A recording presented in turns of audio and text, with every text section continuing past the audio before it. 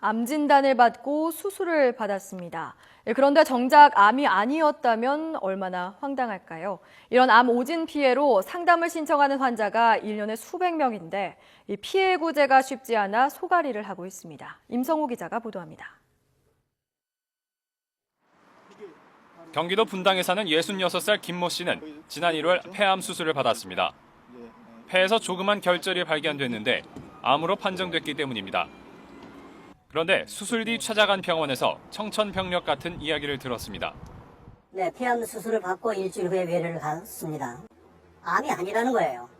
암이 아니었으면 내가 그 힘든 수술, 아픈 수술을 할 필요도 없었고 또 돈도 들어갈 필요도 없었고 또 여기 올 필요도 없었는데 흉부를 절개하고 대형 수술을 받았지만 오진으로 밝혀진 겁니다.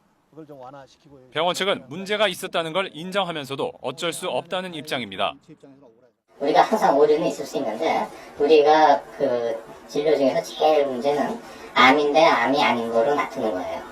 그 진행을 놓쳐가지고서는 시기를 놓쳐서 환자분이 돌아가시는 게 문제고 그러면 그게 제일 안 좋은 실수입니다. 보통 암 진단 과정은 컴퓨터 단층 촬영으로 종양의 암 여부를 진단한 뒤 조직 검사를 거치게 됩니다. 하지만 단층 촬영 결과를 무작정 신뢰할 수만은 없다는 지적도 나오고 있습니다.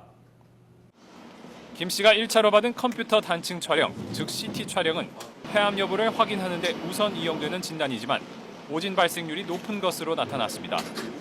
한 연구 결과에 따르면 CT 촬영 결과만으로 폐암을 진단했을 때 오진일 확률이 20에서 30%에 달하는 것으로 나타났습니다. 3명 가운데 1명 가까이가 폐암이 아닌데도 폐암 진단을 받게 된다는 겁니다. 의심하는 정도죠. 정확하게 CT로 확진을 할 수는 없고요.